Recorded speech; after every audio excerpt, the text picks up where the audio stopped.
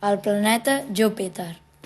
Hi havia una vegada al planeta Júpiter uns monstres que vivien molt feliços al costat d'un riu anomenat Júpit, que era el riu més gran. Allà es dutxaven i rentaven coses importants, com per exemple la roba, els carrets, corones, armadures, etc. Ho feien només quan era necessari, per no embrutar-lo i fer-lo malbé. A Júpiter no hi havia ningú excepte els monstres i després d'un parell d'anys de tranquil·litat van arribar les dues civilitzacions, la vermella i la blava, que van començar la guerra pel territori, la 6a Guerra Mundial. El motiu de la guerra és que els seus planetes s'havien quedat sense aigua i van voler anar a conquistar Júpiter perquè allà n'hi havia molta. La civilització vermella va veure els monstres tan grans i forts que van fer un pla per raptar-los. Els van voler capturar quan estaven fent una festa d'aniversari del monstre de més edat, l'arbre vell, que feia 84 anys. Els monstres raptats van ser un drac molt petit i escanyolit. Tot el seu cos està format per una cua llarga i prima com un cuc. Tenia uns braços curts i un parell de cames també curtes. El drac al principi no treia foc per la boca, però com que al seu país es menjava molta salsa picant, de tant menjar-ne va començar a treure foc, i així fins ara. Per treure foc no havia de fer gaire esforç, ja que li sortia molt fàcilment. un porc una mica grassonet i cansat que tenia les cames molt curtes i amples. També portava una caixa forta a sobre l'esquena, perquè allà hi guardaven les armes. A sobre de la caixa forta portaven una estàtua d'una dona de bronze, que segons els maltractadors era un esperit que els portaria sort i els curaria quan els rivals els ataquessin i els ferissin.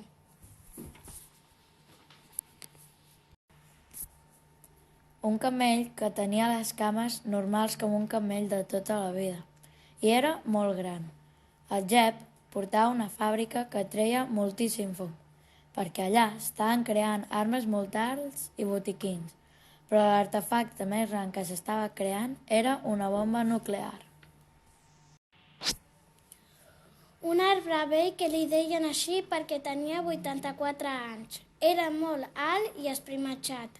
El nas era una branca llarguíssima amb algunes fulles i unes mini branquetes que semblaven uns trossets de l'escorça d'un arbre. Com que era el monstre més vell, no tenia fulles excepte el nas. I com que era el més savi, tenia molta experiència.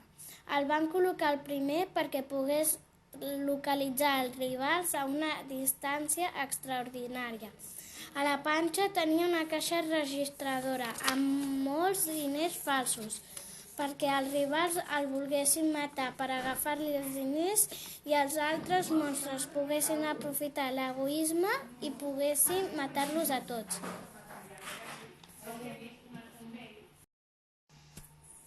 Abans d'anar a la 6a Guerra Mundial, els van dir que si no guanyaven, matarien tota la seva família i que haurien de construir moltes fàbriques i edificis. Després de dir-los-hi, van tenir molta por i van accedir a anar a la guerra. Van estar molts dies entrenant i descansant abans de començar. Van entrenar molt la lluita cos a cos i els seus superpoders. També van entrenar amb armes i van entrenar la defensa personal. Quan va començar la guerra, el drac va matar 10.000 persones tot sol, ja que només en bufar una mica ja treia foc. Mentre el drac lluitava, els altres monstres no estaven fent res, fins que el drac va morir, ja que l'exèrcit rival el va matar. Seguidament, el porc va començar a tirar-se pets, que semblaven tornados, i van intoxicar a les persones més a prop seu. El camell va començar a mossegar la gent. I per últim, l'arbre vell va començar a donar cops amb el bastó, traient-se de sobre moltes persones i matant gairebé totes les persones fins que la fàbrica del costat treia tant de fum que una mica més i el pobre vell s'intoxicava i mor. Quan l'arbre vell, fet pols, va espantar els últims, un exèrcit secret va sortir de darrere l'Ajuntament i va matar el porc. L'arbre vell, en un atac de ràbia, va matar una part de l'exèrcit, però la fàbrica seguia traient fum i de tant fum l'arbre vell ja no veia el camell, que era l'únic que quedava viu a part d'ell.